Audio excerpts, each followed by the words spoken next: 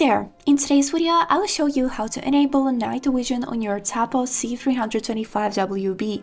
Let's get started. So the first thing is that the night mode is enabling automatically. You can do it manually. But the main feature of this camera is that it got color night vision, because mostly the cameras in the night vision are black and white, but this one is colored, and let me show you how to manage it. So as a first step, open your camera in the TP application and then click on this settings icon. As a next step, go to this tab Video and Display, and here choose Night Mode Settings.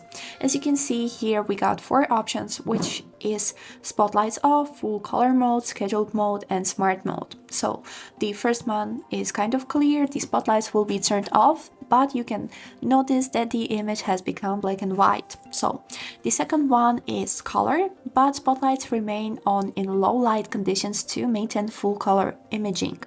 And here we can also manage ambient lighting. By clicking on it, here we can see 3 levels, which is extremely dark, dark, and also dim. So now let's move on. Next thing that we got here is scheduled mode, and the spotlights will turn on as a scheduled for full color imaging. Here we can click on this schedule. As you can see, currently it's from 8 p.m. to 8 a.m. and by clicking on this time we can adjust it. So here is it how it works. Here you can also select days that you would like to this schedule work in, and after the changes, don't forget to click on this save button.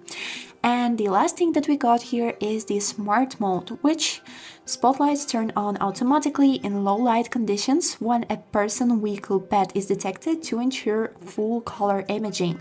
So it basically works that if the camera will capture any movement, these spotlights will turn on to see that object in color vision. And this is it for today. I hope this video was helpful, and thanks for watching.